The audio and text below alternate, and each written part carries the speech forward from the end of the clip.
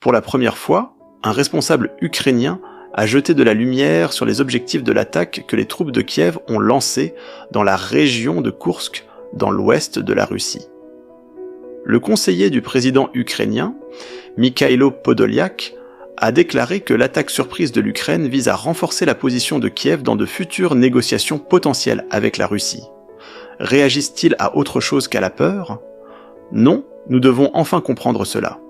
La Russie percevra tout compromis comme une faiblesse et une volonté de se soumettre à elle, a déclaré Podolyak jeudi. Nous pouvons obtenir quelque chose s'ils comprennent que la guerre ne se déroule pas selon leur scénario, a-t-il ajouté. Les avancées de l'Ukraine sur le territoire russe serviront également à effrayer les Russes et à influencer leur attitude envers le dirigeant russe, a-t-il dit.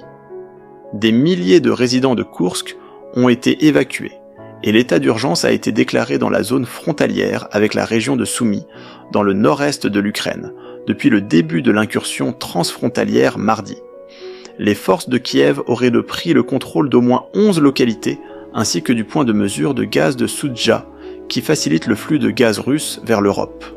Jusqu'à mercredi soir, la Russie avait perdu le contrôle total d'une zone allant jusqu'à 350 km² face aux forces ukrainiennes.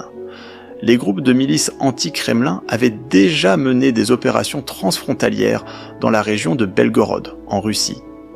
Jusqu'à présent, Kiev n'avait pas commenté l'opération audacieuse en Russie. Jusqu'au commentaire de Podolyak jeudi, les objectifs de l'Ukraine dans l'offensive de Koursk étaient flous. Il reste également incertain si cette offensive aura un impact sur les négociations potentielles entre l'Ukraine et la Russie.